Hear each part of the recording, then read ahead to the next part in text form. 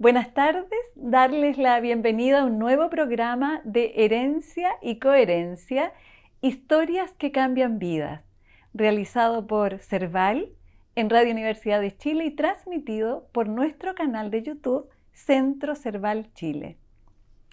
Nuestro invitado de hoy es Ignacio Fernández Reyes. Es psicólogo y máster en dirección de personas y organizaciones, consultor en liderazgo redárquico y conferencista. Fue profesor universitario y durante 14 años director del Departamento de Psicología Organizacional de la Universidad Adolfo Ibáñez en Chile. Además, es autor de los libros La senda del despertar, GPS interior, Felicidad organizacional, entre otros. Actualmente está radicado en España. Ignacio, felices de tenerte hoy día acá. Encantado, Susana, yo muy honrado, muy contento. Y además abrirte espacio en tu agenda en este país hoy día. Así es. Gracias. Encantado, encantado. Ignacio, yo quisiera partir preguntándote cosas desde la máxima inquietud infantil. Ya, ¿Qué ya. es una organización? Es un sistema de personas que se supone que está bien coordinado para lograr un cierto fin. Eso es. Es una organización social para lograr fines. ¿Qué fines, qué formas de organización, qué propósitos, con qué resultados? Ahí lo verá la organización.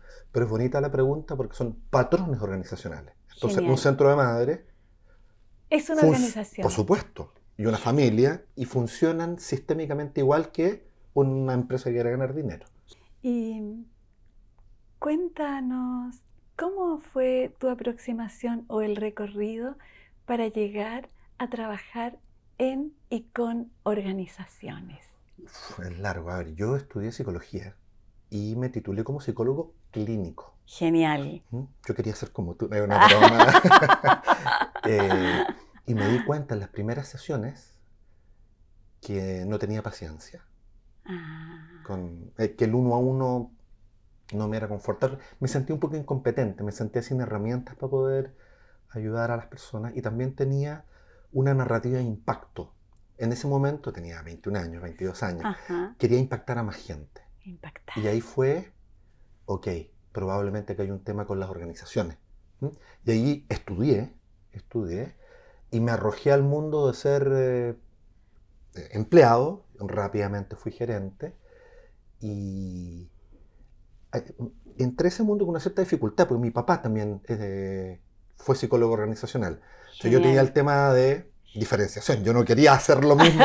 Terminé haciendo lo mismo, pero o sea, así entré al mundo de las organizaciones con una expectativa de impacto, y con una expectativa de, lo miro retrospectivamente, como de nivelar la cancha, como de igualar oportunidades. Okay. Trabajé en varias empresas con mucha gente sin formación, con mucho operario, y yo me daba cuenta que me movía el intentar que hubiese sistemas de compensación, de selección, de capacitación, que les hicieran como justicia. Y en ese sentido, ¿qué valor tiene la justicia para ti, Ignacio? Es fundamental, fundamental. Okay. Yo creo, habilitar condiciones de base. Okay. Hay una filósofa española que a mí me gusta mucho, que es la de la Cortina, que habla de la ética de los mínimos. Y también lo miro hacia atrás. También me ha movido eso, como intentar que todos tengan las condiciones.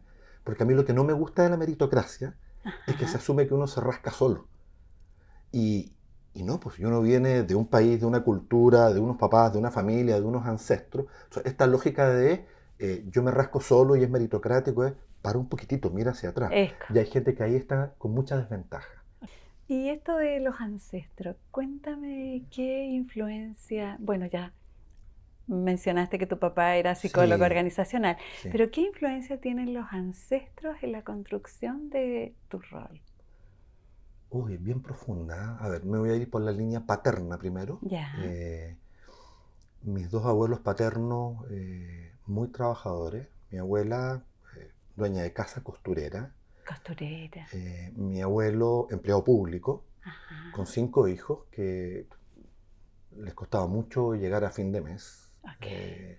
Y mi abuelo era empleado público en una caja de seguro y en las noches tocaba piano en los bares.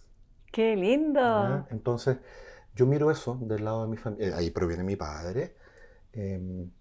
Hay todo un tema con la música. Hay todo un tema con el esfuerzo. Y mi abuela era muy matriarca. Mi abuela paterna era muy de la unión. Ya. Para ella el valor era tener a todos los hijos y todos los nietos los sábados en un aperitivo. Y yo ahí voy entendiendo eso, el rol articulador. Articulador. El rol bien. articulador. Okay. De esa familia, bueno, tienen 5 hijos y mi padre, muy excepcional, la verdad. ¿Qué número era tu padre? Mi padre era el segundo. El segundo. Que operaba como el primero, pero... Tenía el rol, sí, sí, tenía el rol. De hermano mayor. Porque era muy esforzado, era inteligente, le fue muy bien y mi padre era muy habilitado de sus hermanos. Okay. Y eso también tiene que ver conmigo, esto de... Yo aprendí eso, es como, hacerme cargo de... o ayudar, ahí, eso. Y también mi papá con muchas habilidades sociales, muy simpático, tocaba piano, tocaba guitarra. Músico. ¡Guau! Y verlo en cuantos asados, cantando, y todos cantando en torno al piano o a la guitarra. Y claro, yo lo miro hacia atrás y mi amor por la música creo que viene de ahí. Ajá. Y bueno, y esto, insisto, la articulación. ¿no? Sí. La articulación, el congregar. El congregar. Eso por el lado de mi papá. Por el lado de mi mamá, otra historia. Perdón, y además al lado de mi papá, mi abuela es muy católica. Okay. Muy católica, sí, de misa diaria. Entonces también estaba eso. Y había este relato de que Diosito nos ayuda. Está todo ese relato. Okay. Por el lado de mi mamá, ateos. Mi abuelo, abogado, alcalde socialista de Iquique. Ya. Muy autoritario, muy machista, muy patriarcal. Entonces yo miro toda esa línea y yo creo que la cosa más de emprendimiento, más de liderazgo, más de ejecución, más pública. Más pública. Más de un rol en que uno, el alcalde, va y le habla al pueblo. Lo tomé de ahí. Okay. Y alcalde socialista. Alcalde socialista. Que es súper entretenido, además la familia de mi papá, súper de derecha. Bueno. Y mi mamá, interesante esto, un padre autoritario. Mi mamá sus primeros calzones se los compró cuando se casó con mi papá. Mi abuelo le compraba la ropa interior a mi mamá. Para que entendamos los niveles los niveles de control y autoritarismo. De autoritarismo. Sí. Y mi madre, yo ahí admiro esa cosa femenina de mi mamá, en un gran balance muy rebelde, pero muy adaptativa. Okay. Y yo eso también. Entonces, yo miro lo que me iba pasando en mi rol más emprendedor, sí. Y que se supone que viene de la línea paterna en general, viene de mi mamá, absolutamente. Materna. La que va para adelante, la que crea consultoras, la que pone foco, mi mamá. O sea, okay. Entonces, es interesante porque es como lo contrario de lo típico. Lo típico es el emprendimiento de los hombres. Ajá. Y lo más social de las mujeres. Aquí está al revés, exactamente. A la inversa. ¿Y cuál es la historia de amor de tus padres? Oh, bonito. Se conocieron a través de un tío mío y se conocieron, mi papá tenía 13 y mi papá tenía 15 y mi mamá tenía 13. Chiquitito, sí. Adolescente. O sea, se habían sacado los pañales recién. Y se conocieron, y se pusieron a pololear y fueron la pareja toda la vida hasta que mi papá murió a la edad que tengo yo hoy día. Mi papá murió a los 58. Y muy bonito porque uno mira hacia atrás y, por supuesto, con los conflictos de todas las parejas, pero cuando uno hace la mirada grande, se quisieron, se amaron. Y yo me doy cuenta cómo a los hijos, somos 3, nos dieron las mejores condiciones. Y no solo los hijos, fueron muy papás de sus hermanos. Okay. Entonces, siempre en mi casa había viviendo alguien adicional. Había viviendo un tío, mis abuelos paternos alguna vez tuvo una dificultad, se fueron a vivir con nosotros, otro tío se fueron a vivir con nosotros, y yo también eso lo tomé, yo miro hacia atrás y he invitado a vivir a gente a mi casa en momentos de más dificultad, de ellos, claro. Sí. Y la línea divisoria entre el espacio público y el privado. ¿Cómo lo vives, Ignacio? A ver, esa pregunta para mí ha sido más relevante en los últimos 15 años, porque al principio trabajé como dentro de una empresa Ajá, y no me sentía con un rol público, ¿se entiende? Era como, hacía mi trabajo. sí. Pero claro, a mí me invitaron a ser parte del equipo fundador de la Escuela de Psicología de la Adolfo Ibáñez. Ya. Y claro, y ahí ya empecé en una cosa más directiva, de diseño y de hacer una oferta pública. Había que crear posgrados, había que crear magísteres, había que atraer gente. Y yo dirigía todo el área organizacional. Y yo, más o menos desde los 25, entendí que tenía la habilidad de llegar a la gente hablando.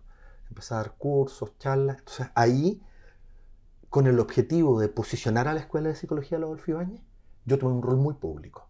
Entonces comencé a dar muchas charlas, comencé a escribir muchas columnas y empecé a descubrir ese rol público y ese impacto público. Perfecto. Y me sorprendía mucho y de repente me tocaba dar charlas ante 400 personas que me ponían muy nervioso al principio. Ajá. Y era como, bueno, yo soy ordenado, metódico en los contenidos, y era como, acá hay un impacto. Y ahí se empezó a construir como esta imagen de guardián de una educación de muy buena calidad en esa universidad. Perfecto. Me acuerdo perfectamente lo que hablábamos en el equipo directivo. La Universidad de Ibáñez es muy de negocio, entonces Ajá. nosotros teníamos el relato de que queríamos hacer una escuela radicalmente humanista, radicalmente democrática y radicalmente libertaria. Es una mala palabra hoy día, pero la tomó Millay, pero en esa época es una palabra en el sentido de generar condiciones para la libertad personal. Perfecto. Y a eso, y empecé a dar muchas charlas, y ahí me empecé a dar cuenta del impacto, que ahí se construye como esta diferencia persona-personaje, ¿no? Perfecto. Y la he llevado bien. Por supuesto, en algún momento uno se confunde, ¿no? Si el ego hace lo suyo. Cuando empecé a dar charlas y me daba cuenta que resultaba, hay un momento en que uno se siente así como, bien, bien. Pero claro, después te das cuenta que como toda la conjunción de la historia, me pone en ese rol y que ese rol tiene un para qué, ¿no? Y ese para qué en mi caso es lograr transmitir ideas prácticas para el mejoramiento de la calidad de vida de la gente. Ajá. Y los resultados de las empresas. Yo diría que la palabra, Susana, es como integración. Sin es como duda. que ganen mucho dinero las organizaciones. Ajá. Y a la vez que la gente tenga bienestar, tenga condiciones de desarrollo, que el trabajo se convierta en un lugar de desarrollo existencial. Perfecto. Y no de flagelo. Genial. Eso ha sido un foco. Y tomando eso, ¿cómo impactó esta formación católica en tu desarrollo? A ver, yo me salí de lo católico en el sentido estructural. Como Sí, yo me sí. soy experto en organizaciones, yo hago la separación organización humana de los valores humanistas a la base de lo católico. Vale. Entonces yo diría que yo me quedé a mí me quedó una impronta, yo estudié en el Colegio San Ignacio, y me quedó una impronta de lo honesto, Ya. de lo correcto, Ajá. de lo bien hecho, de lo impecable, de no mentir. Y a veces me siento medio raro porque estaba en contexto, no sé, a mí varias veces en licitaciones me han pedido coima. Y yo jamás he entrado. Y he perdido muchas posibilidades de trabajo. Entonces, ¿qué me dejó? Me dejó como, no me quiero venir arriba, pero yo tengo una cosa como de corrección. Y ante mí, no es si alguien me ve o no me ve, es como de corrección, de hacer las cosas bien, de intentar crear contextos, y pues tomar en psicológico, empáticos, Empático. horizontales, Ok. cuidadosos. Ujú. ¿Ah? Tú podrás ser presidente de no sé qué y yo podré ser un carguito chiquitito, y en la identidad somos lo mismo, Dos somos personas. iguales. Ujú. Eso, así intentando. Genial. O sea, ese impacto tuvo, ¿no? Ujú. Esto más. Esta formación. Sí, sí. Y fíjate que me lo preguntas desde lo católico, ¿ah? Yo, si bien opero, trabajo como persona de organizaciones, fue muy importante mi formación clínica, fíjate. Porque me permite una mirada sistémica de los procesos humanos Ajá. muy importante. O sea, yo de repente estoy con equipos ejecutivos, que estamos hablando de negocios, de modelos de negocio, ¿eh? Y es como, no, acá hay historias no habladas, acá hay... Por supuesto, yo no le digo eso a mis clientes, ¿entiendes? Como, oye, ustedes tienen un trauma, sacaba la asesoría si les digo eso. Pero me sirve como marco comprensivo, Sí. como encontrar los puntos de acupuntura para poder movilizar el sistema. Genial, genial. Vamos a ir como bien atrás. ¿Qué noticias al sistema familiar trajo tu nacimiento? ¿Qué cuenta la historia? La historia cuenta que soy el primer nieto por el lado Fernández. Se cuenta que era amoroso y bonito. Eso se diluyó con el tiempo, digamos, pero es una broma. Sí. Y hay muchos relatos de que yo fui muy regaloneado de niño. Okay. Por mis abuelos, por mis tíos. Y era como, préstamelo para llevarlo al parque. Yo nací en Concepción. ¿En Concepción? Que eso también tiene lo suyo, ¿no? Porque, por ejemplo, yo amo la lluvia. Y amo las nubes. Y así como, panorama ideal, vamos a la playa. No.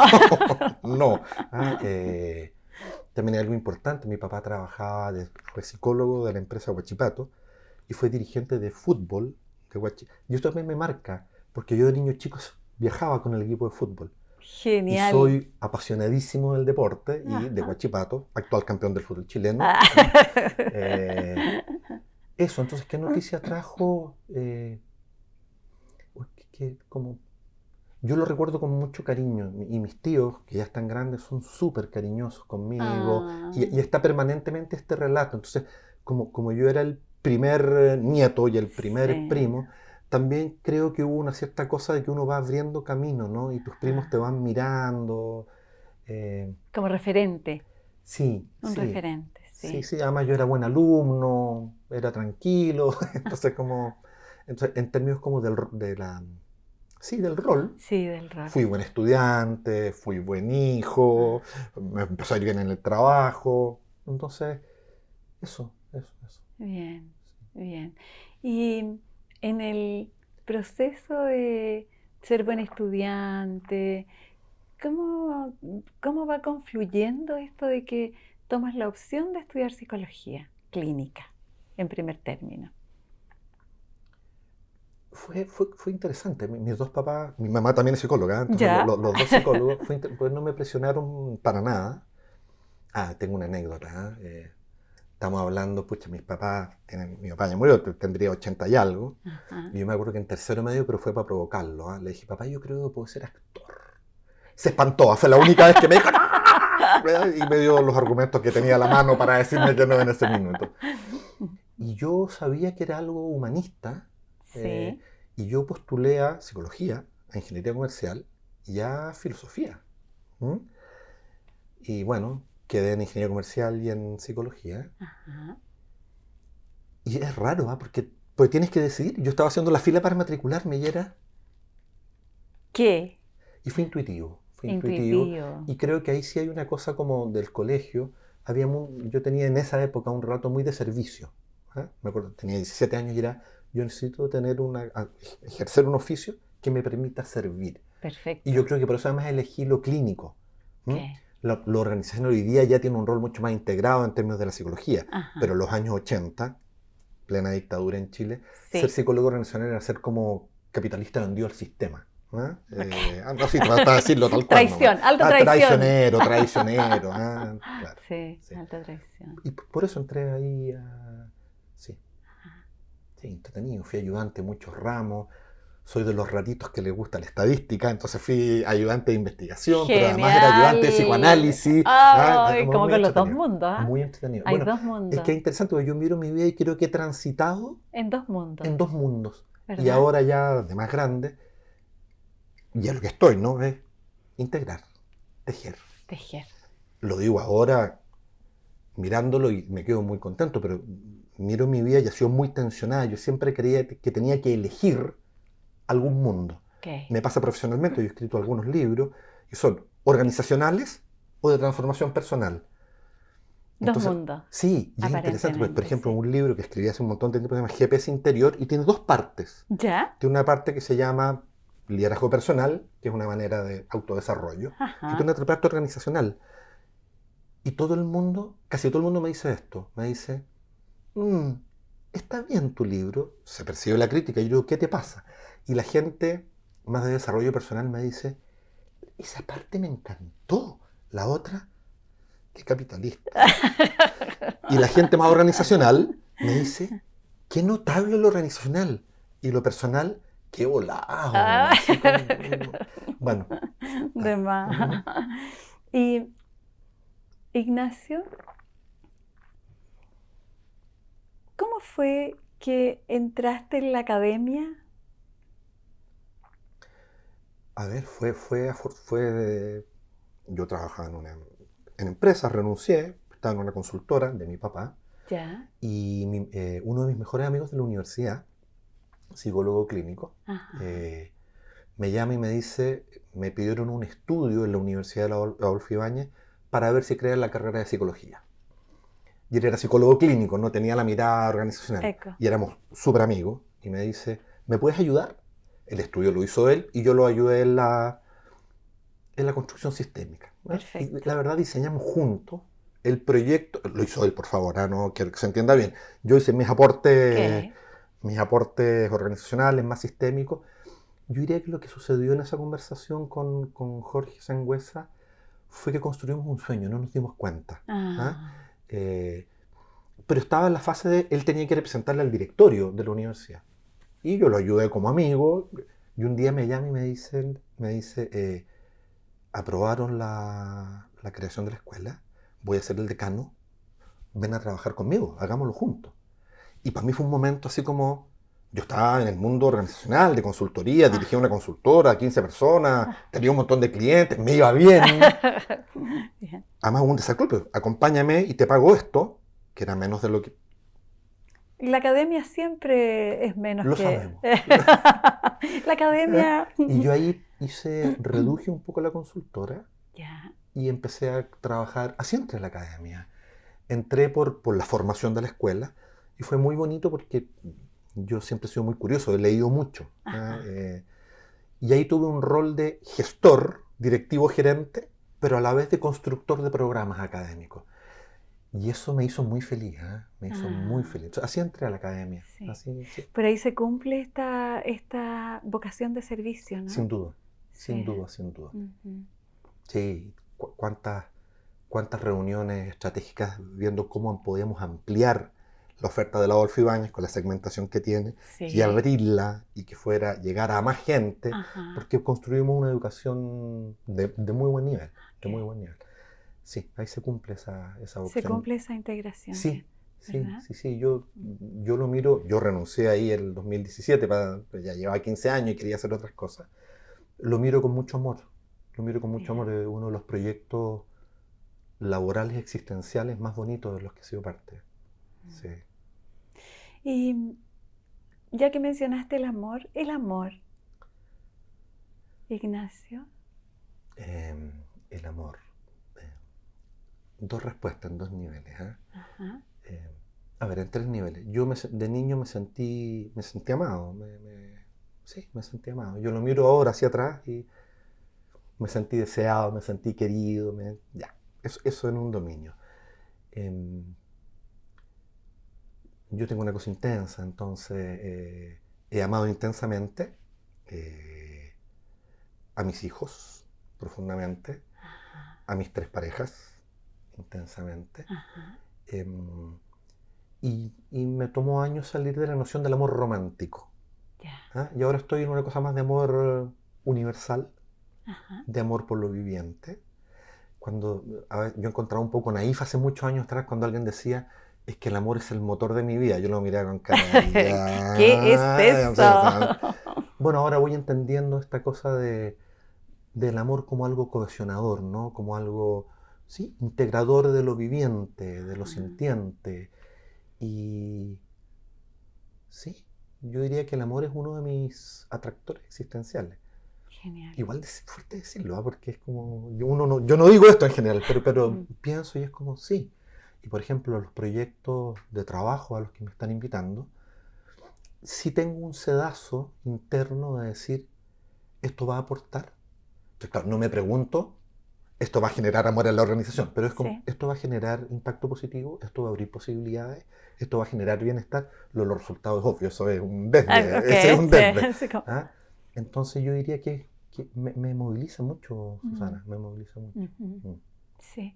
Y en términos como de el aporte y la conciencia, que la han mencionado como un par Sí, de veces. es que bueno, yo diría que es el tema que me tiene apasionado hoy día, Hoy que es el día. tema de los niveles de conciencia. Ok.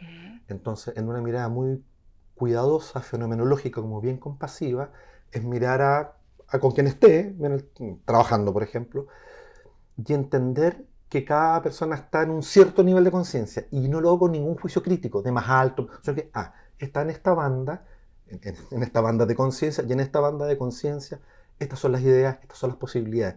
Y eso me ha permitido hacer como una cartografía de conciencia en el trabajo, lo Ok. escribiré más adelante alguna vez, Ajá. y me sirve mucho porque voy a una organización y logro entender en qué nivel de conciencia e impacto están las personas de esa organización. Perfecto. Y eso me permite mirar eh, cómo tengo que intervenir para ser efectivo, porque si uno entra en niveles más abajo, más arriba, el sistema no va a rechazar la intervención. ¿Ah? Mm, Y eso estoy estudiando mucho eso, estoy con el tema de la regeneración organizacional, con la creación de los campos sociales, cuáles son los campos sociales efectivos e inefectivos. perfecto. Está Está muy entretenido entretenido. y me permite tomar decisiones en el sentido de que eh, hay ciertos clientes que sin ánimo de manipular piden consultoría manipuladora, ¿se entiende? ¿No? Es como intervenga esto. Y yo miro esto, entonces a veces digo gentilmente que muchas Muchas gracias, no voy a trabajar gracias. ahí. Eh, pero además lo quiero juntar con lo amoroso. También me siento con un cierto rol de poder acompañar a las personas a mejorar sus niveles de conciencia en los equipos de trabajo. Genial. Eso. Como multiplicar. Sí, sí, sí, sí, sí. Ignacio, y ahí, ¿cómo opera en este tiempo para ti la paciencia? Temazo, po. Temazo. Ya te conté que duraban haciendo terapia porque, señora, usted tiene que cambiar. Y yo sabía que eso no iba a funcionar.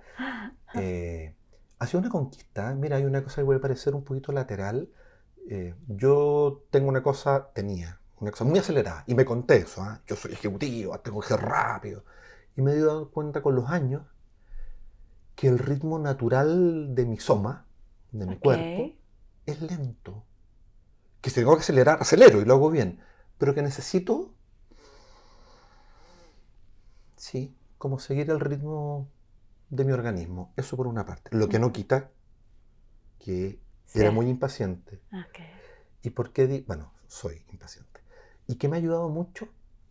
Estoy viviendo en España hace 5 años y empecé a jugar pádel. Mira, les puede parecer medio ridículo a la gente que nos está acompañando, pero empecé a jugar pádel y mi profesor, lo primero que me dice es no. Porque yo, ¡pa, pa, pa! Paciencia. Y estoy jugando mucho Paciencia. pádel Ujú. y he aprendido la paciencia. Ok. Y, por supuesto, es lúdico, pero quiero ganar. Y cuando me acelero y empiezo a darle fuerte, el fuego, Ajá. pierdo. Y la tiro a la reja. Y cuando estoy en Flow. Ajá. céntrate y despacio, pum. Entonces voy a decirlo muy organizacionalmente. En mi caso, la paciencia rentabiliza. O la Genial. paciencia me permite administrar mis recursos de manera tal que soy mucho más efectivo y lo disfruto mucho más. Y esto ha sido un descubrimiento del último año, de los últimos 2 años. Entonces, Perfecto. claro, lo miro y como entiendo de patrones sistémicos es esto que aprendí en el pádel, que puede ser muy chiquitito, como lo extrapolo a mi relación de pareja, a mi relación conmigo mismo, a lo que me Ajá. digo, a la relación con mis clientes. Así que A la estoy vida toda. convertido en un hombre casi zen hoy Ay. día. Es una broma, ¿no? Pero estoy de a poco conquistando ahí Me encanta tu broma. la paciencia, la paciencia. Sí, Ignacio, y el tiempo. A propósito del Sí, ritmo, pero el tiempo para ti, porque me muestras dos tiempos, este tiempo así como sí, arrollador sí, y este otro tiempo que es muy, muy, muy sí. amplio. A ver, lo quiero asociar, Susana, al control. Al Ok. control.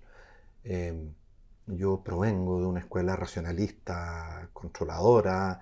Para mí todo tenía que tener planes, métricas, cartas Gantt, porque las cosas de...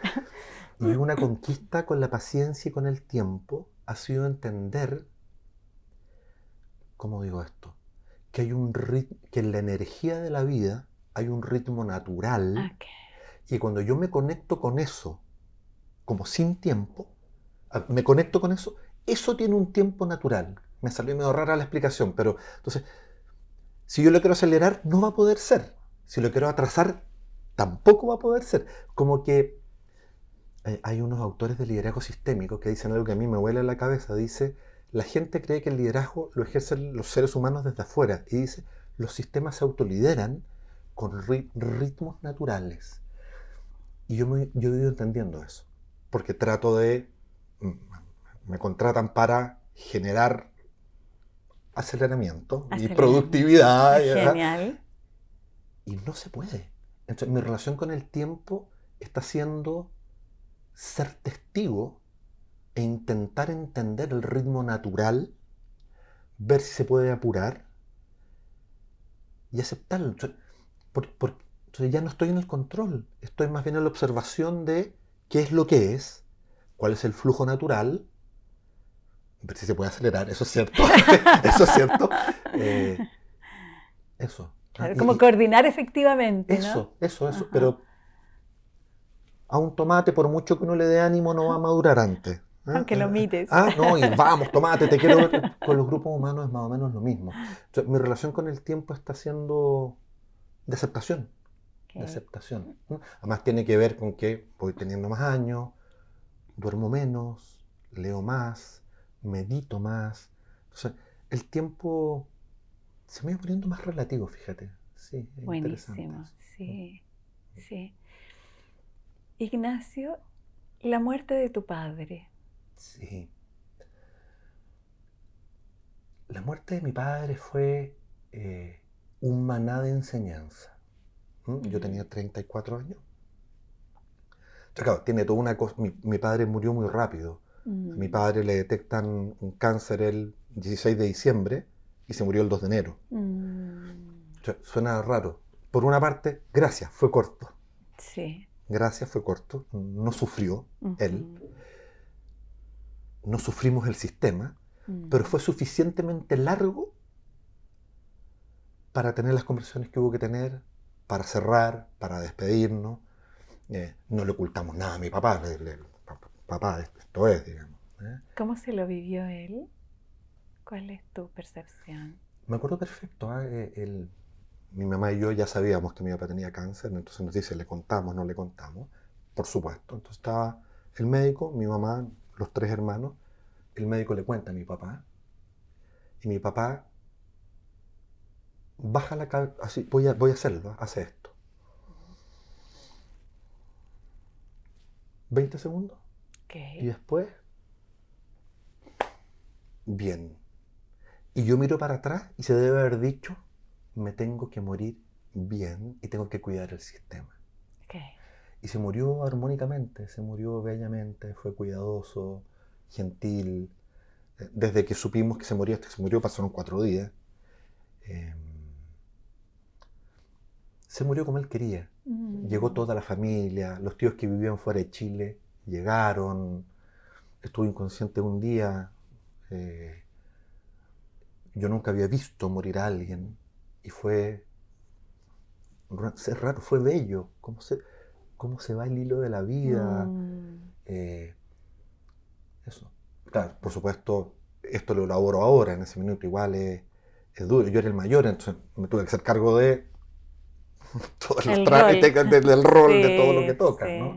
sí, sí. Y además mi papá tenía 2 empresas y yo me hice cargo, bueno, ese es otro tema, pero la muerte de mi padre fue... me enseñó cómo hacerlo en ese minuto y creo que en cierto sentido me hace renacer, Ujú. porque, porque si bien no paso a ocupar el rol de él, me pone en una cierta primera línea. Entonces yo diría que me permitió como que ese yo más mío apareciera. Emerger. Apareciera, Mm. sí. sí. Intenso. Sí, intenso, intenso. Sí. Y de hecho yo, en temas de, yo fui súper efectivo, me hice cargo de la empresa. Yo creo que no lloré para el funeral, no lloré para el funeral de mi papá, no lloré el primer año. Entonces, después cuando ya estaba todo Quieto. quieto y ordenado, Las lágrimas. ahí aparecieron las lágrimas y el duelo y sí. Pero eso fue como un año después. Sí, sí, sí. Sí, intenso, intenso. Pero en términos existenciales es uno de los momentos claves de mi vida, ¿eh? Es uno de los momentos claves. Además, yo le tenía mucha admiración, también le tenía enojos como, Seguro. como cualquier... sí, yo miro hacia atrás y sí, le agradezco su mirada dulce, su mirada empática. Mi papá era muy poco enjuiciador. Okay. Entonces, y yo trataba de que me dijera, yo decía, papá, y este, así como, démosle, así Te lo provocabas. Ah, sí, así sí, como... papá, pero si es un tal por cual. No.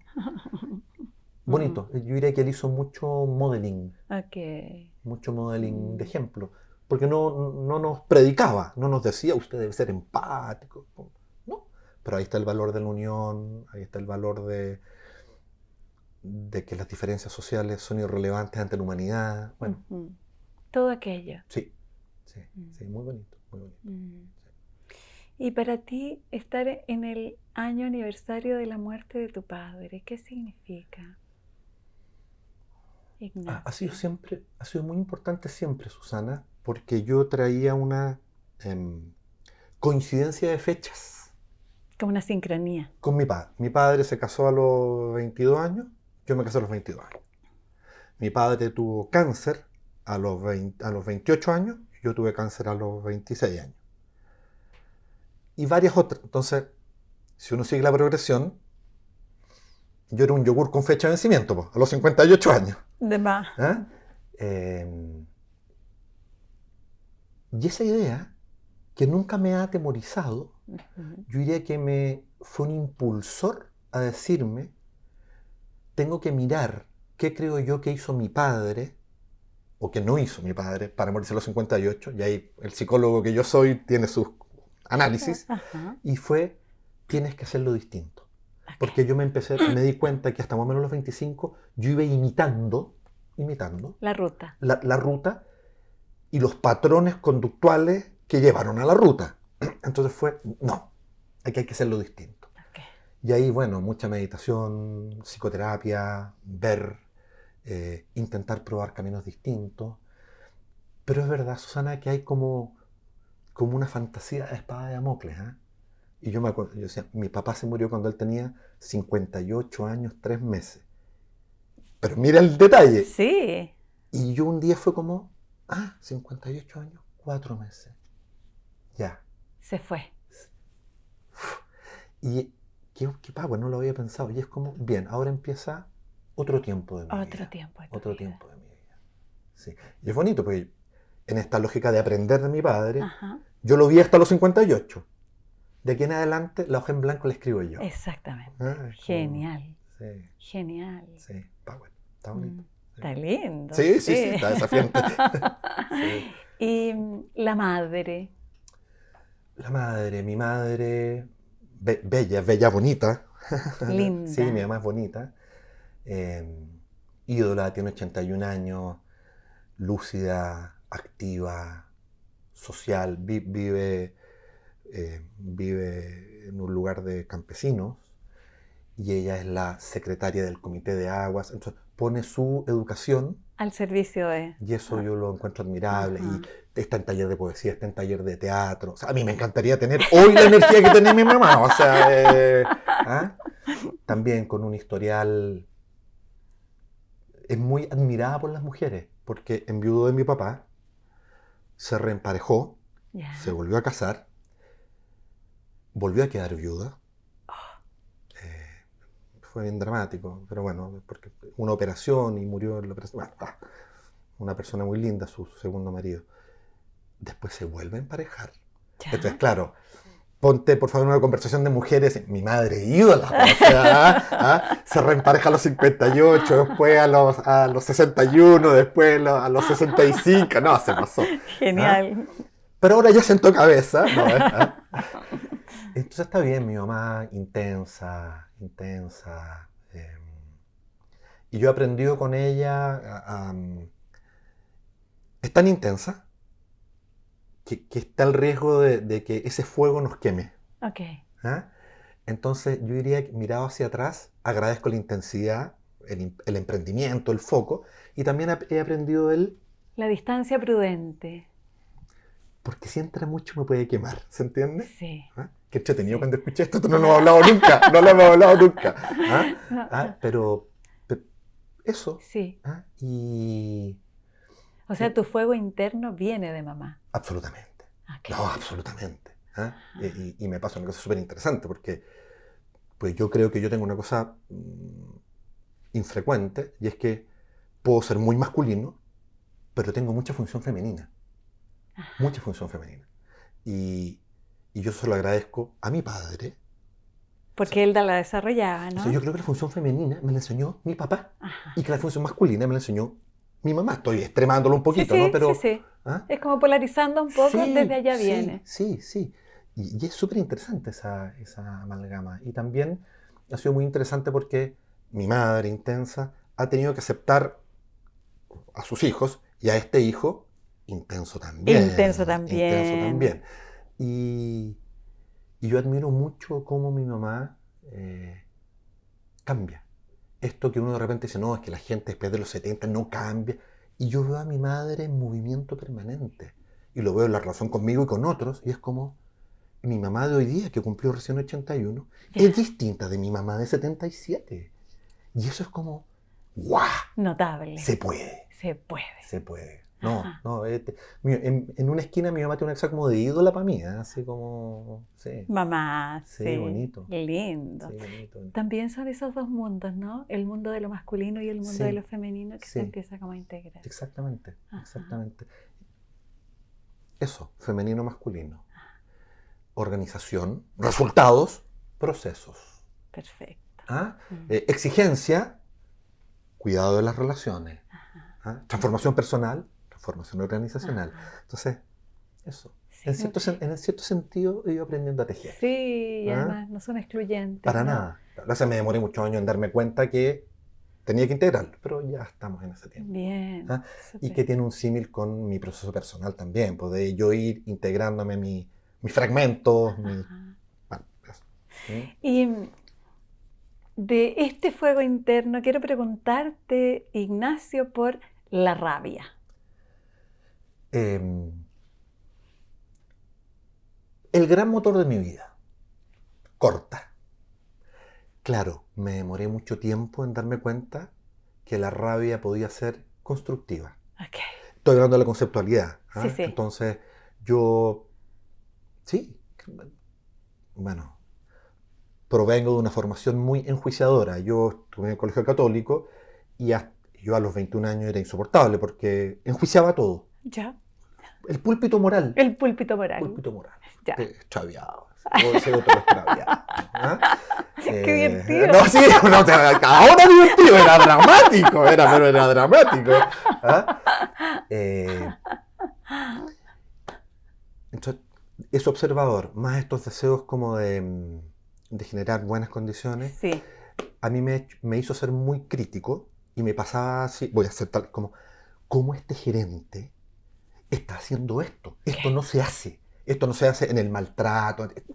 Y me daba rabia, y esto en todos los dominios, y esa rabia me movilizaba a buscar soluciones. Perfecto. También me movilizaba a... confrontar. Por supuesto. De hecho, una cosa que a mí me ha sido súper bonito, yo tengo 2 o 3 muy buenos amigos de la universidad, que nos vemos siempre, y ellos me traen a un Ignacio universitario, ¿Ya? Que yo no me...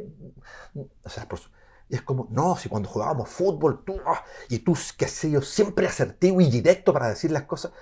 Sí, yo sé eso, pero le ponen una intensidad que yo no reconozco. Ok. Pero bueno, te la están diciendo, tiene que haber, se entiende, ¿no? Sí. Y ahí está la rabia. Entonces yo diría que una rabia que me hacía generar proyectos para cambiar, que me hacía tener problemas, porque era una rabia... activa. Crítica. Y yo agarré a varios jefes que tuve y clientes, y era como, esto no se hace. ¿Ah? Entonces, ¿qué me pasó? Yo he tenido problemas con la autoridad, porque no sé, me acuerdo perfecto, en una minera que trabajé, tenía un jefe que estaba en el Olimpo, Ya. me da una instrucción, yo le digo, no, estamos hablando de los años 90. Ajá. Digo, no, y fue como, soy tu jefe. Y como, es que lo que me estás pidiendo es incorrecto. Y me dice, tienes que hacerlo. Y yo así como, No. ¿ah? Bueno, entonces esto también como con las charlas que daba, siempre era como en un cierto tono de denuncia, ¿no? De develar, que abría algunas puertas pero cerraba muchas otras. Y diría que los últimos años, como estoy más comprensivo y más fenomenológico, ya no peleo con nadie. Entonces, Bien. entiendo, acojo, doy un marco interpretativo eh, y la rabia en mi vida ha hecho esto. Ha ido bajando. Y ahora ya pues estoy más sistémico, Sí, entiendo más. más integrate. Entonces, con esto mismo que estamos hablando de los niveles de conciencia, antes era, pero ¿cómo es posible? Y ahora es como, esa persona se mueve por el miedo. Entonces, claro, cuando uno es jefe y aparece alguien más inteligente, entonces, claro, excluye, comprensivo. Años atrás habría sido, ¿cómo es posible? ¿No? Eso. Sí. Entonces, tiene mucho menos impacto en mi vida y cuando aparece, lo tomo como una alerta de aprendizaje. Es como, ¿qué hay acá? ¿Qué hay acá? ¿no? Entonces, claro, me traen esta voz de que yo era como muy peleador, que yo lo veo. Ya no, ahora soy un osito de peluche. Yo no peleo con casi nadie. ¿Ah? Genial. Sí. Ignacio, ¿qué significa el viento para ti? Significa espíritu, significa volar, significa conectarme con... Yo creo que mi principal elemento es el viento, es el aire. A mí me pasó, fue muy impactante. Yo cuando, en una formación que tuve hace muchos años de coaching, nos hicieron ejercicios de biodanza con el fuego, la tierra, el aire, el agua. Y yo dije, fijo que voy a salir fuego, así como... Y ponen la música del aire. Y la persona que dirigía eso, que era Rafael Echeverría, y yo me fui. Okay. O sea, primer bailarín del municipal, o sea, pero así. Sea maravilloso. Y Echeverría me toma y me dice, yo en esa época era ejecutivo, y me dice, tu aire. Yo no entendía ese lenguaje en esa época. Ajá. Y yo le digo, ¿qué? ¿Qué? Me dice, deberías escribir libros y ser profesor, pero mira. Y yo estaba gordo, como, y me decía, danzabas, y yo ahí me di cuenta que era aire. Y que mi dificultad es la tierra. Entonces, claro, para ponerlo en recursos, yo soy creativo, armo, diseño, implemento, pero cuando hay que administrar, me voy. Qué aburrido que administre otro. O sea, el aire para mí es vida. Es vida. Movimiento, además. El aire, en el aire está el prana, está la energía de la vida, está lo que uno respira. Entonces yo me centro con el aire, me centro con la respiración. Y eso. Perfecto. Así que fundamental el aire. Fundamental. Me siento muy aire. Okay. Sí. Y desde la historia, ¿cómo ha sido la relación con tu propio cuerpo humano? Mala, po. Mala. Sí, me sale un poco tajante, ¿no?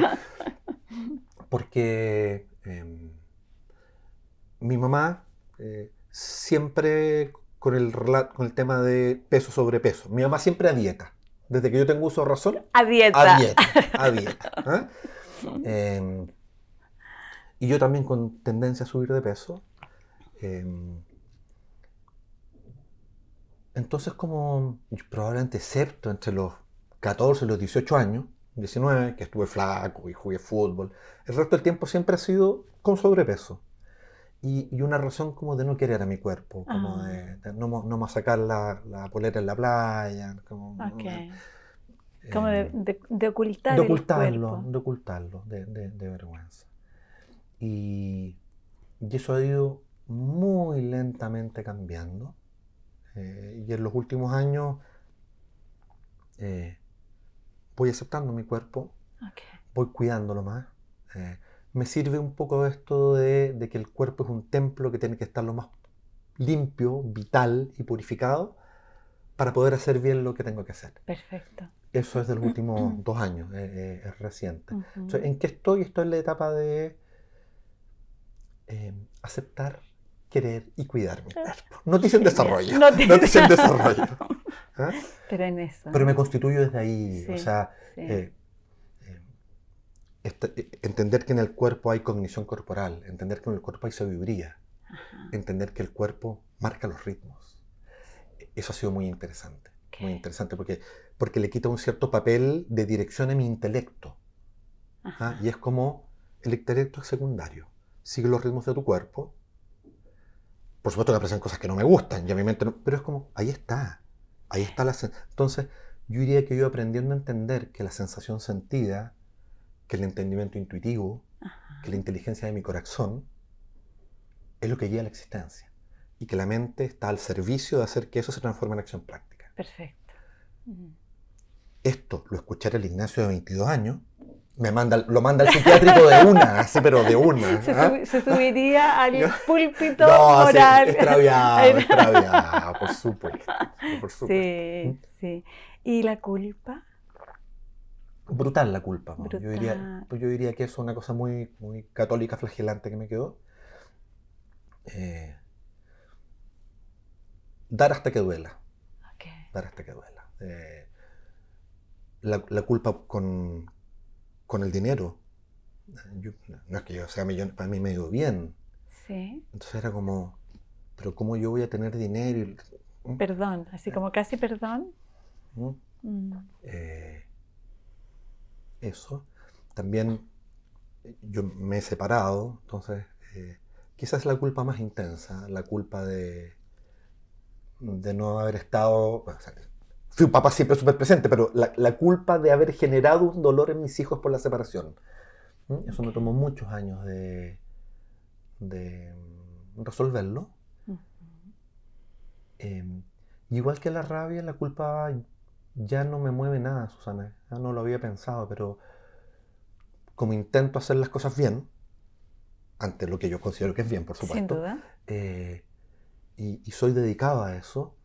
Estoy en un punto en que no siento culpa, fíjate. ¿Ah? Porque es como, soy el que soy, genuinamente. Si a algún otro no le gusta, problema suyo. Problema suyo. ¿Ah? Y yo diría que la culpa, esto que yo te contaba de mi papá, como que articulaba, yo heredé una lealtad familiar de me tengo que hacer cargo. Y yo diría que esa ha sido una lealtad que ha tenido cosas muy bonitas, porque ha ayudado a bastantes personas, pero ha sido muy pesada. Porque me ha costado mucho darme cuenta que yo no soy responsable de... Y puedo empezar a hacer un montón de listas. 1, 2, 3, 4. Y además eso tuvo algunos impactos familiares. Porque como mi papá era el que se hacía cargo, cuando murió mi papá, y esta era la frase, tu padre es el roble de la familia. Y como de la familia empleada. La familia extendida, sí. Entonces como, ahora te toca a ti. Yo me demoré como 3 años en darme cuenta que eso no era así. Porque además no era solo hacerme cargo en lo conceptual, era hacerme cargo. Catch. Y cuando yo empiezo a decir a las personas que tenía cerca que yo no los iba a mantener más, eso me valió exclusión familiar. Y eso fue súper doloroso. Pero ya. Sí, duele el duelo. Para que emergiera mi yo tranquilo, tuve algunas pérdidas, algunas críticas, como una cierta injusticia relacional, pero ya. Y me encanta porque hoy día la culpa no me mueve. Entonces, cuando veo gente a la que quiero mucho, ya no estoy en me tengo que hacer cargo. Estoy en aquí estoy para ayudarte en lo que tú me pidas. Entonces, yo tenía una cosa muy anticipatoria. Como, yo creo que la Susana no sé qué. Yo me anticipaba y lo hacía. Entonces, quedaba sobreprotector, me ponía para que abusaran de mí, nunca te lo agradecían, y cuando no lo hacía, y quedaba en deuda. Genial, extraordinario. Imagínate el sitio. Ahora no, ahora aquí estoy. Aquí está. Si tú requieres algo, me pides. Ajá. Y yo veré, evaluaré hasta dónde puedo Hasta donde y pueda. hasta dónde quiero. Ajá. Eso. Que no duela. Que no duela. Que no duela. Sí. Ok. Y en ese sentido, a propósito de la expansión y la cantidad de impactos sistémicos que va generando, y a propósito de las melodías latentes y lo que no se levanta y no se dice, y a propósito de este rol que históricamente ha sido más provocador, la envidia, Ignacio. Sí, es que estas cosas como medio feo decirlas, pero yo he sido sujeto de envidia. Yo he recibido mucha envidia. Ajá. Y, a ver, cero lo victimizado, Susana, porque eso es súper descriptivo, como a mí la vida me dotó de la capacidad creativa de hacer cosas, y yo soy emprendedor, yo he ido para adelante con muchos proyectos que les ha ido muy bien. Pero no en una lógica de yo soy increíble y soy bacán, en una lógica de creemos algo que sea relevante. Y es muy impactante darse cuenta que gente que yo he querido mucho, no solo familiares, amigos, no han tolerado mi brillo y creen que mi brillo Ajá. opaca su brillo. Okay. Eso ha sido súper doloroso, eso a mí me ha costado mucho. Sí, porque para mí nunca ha estado lo competitivo, ha estado en construyámoslo juntos. Y he tenido conversaciones con gente que me decía, es como, ¿pero por qué haces esto? Si lo estamos haciendo juntos. Entonces, claro, empezó a pasar de que, sobre todo en espacios de trabajo, bueno, también en cosas familiares, yo empecé a tener este rol como más público, protagónico. Yo en mi pequeño mundo de gestión de personas, me empecé a ser conocido. Ajá. Me eligieron el psicólogo nacional del año 2011. Entonces, empecé a tener un cierto rol protagónico y yo entendía muy bien que era rol, ¿se entiende, no? Pues yo conozco mis dolores, mis miserias, mis pobrezas, mis heridas y el camino de reparación que he tenido que ir haciendo. Ajá. Y ha sido muy impactante que gente a la que yo he querido mucho ha cortado la relación conmigo porque no tolera la envidia. Oh. Sí, ahí pena nomás, Susana, ahí pena hasta el día de hoy. O sea, pena. Y ya nomás, po. Como Porque pena con lágrimas por dentro. sí, absolutamente. Pero también con la certeza de que yo no voy a dejar de ser yo por pertenecer. Está fuerte la frase. Yo no voy a apagar mi luz por pertenecer a un sistema envidioso. Ajá. No, prefiero salirme del sistema. Perfecto. Con dolor, con mucha pena. Y ya nomás. ¿Ah? Y ya no. Claro, y también me ha servido esto para identificar la envidia. ¿Ah? Okay. Entonces, veo la envidia. Antes me daba rabia que me tuvieran envidia y me ponía... Ahora la veo y es como, es tuya y me alejo de esos espacios. Te repliegas. Me alejo de esos espacios. Sí. Okay. Y es doloroso, es con gente súper querida y cada uno en su camino nomás. Y antes era muy crítico y ahora ya nos distanciamos. Si nos volvemos a encontrar en la vida, genial. Si no, el flujo de la vida dirá. El flujo de la O sea, vida. me ponen una cosa más gestáltica, más de carpe diem, más de en el presente. O como a mí me gusta decir, día a día, partido a partido, semana a semana. Todo muy futbolístico, ¿verdad? Pero es como ahí. Sí. ¿Y el recibir para ti? Muy difícil, pues he estado acostumbrado a dar. Sí. Entonces, mucho dar, poco recibir y poco entrenamiento en el recibir. Okay. Y una cierta lógica de automaltrato, Susana, en el sentido de, pues yo no merezco recibir esto. ¿Se entiende? ¿No? Perfecto, yo no merezco. sí. ¿Pero por qué? Es como mucho. He ido aprendiendo a recibir. Porque además me pasaba de que me doy cuenta de que cuando recibía, como no sabía qué hacer, bloqueaba. Ya. Y como, ya, gracias. Gracias, listo, cambio fuera, chao. ¡Pum! Entonces he ido poco a poco. Claro, entonces, ¿qué pasa? Como está esta configuración en que yo soy más protagónico y yo doy más, tampoco tengo tanta gente cerca que me dé. Y yo entiendo, pues, porque me empezaban a dar y yo no recibía.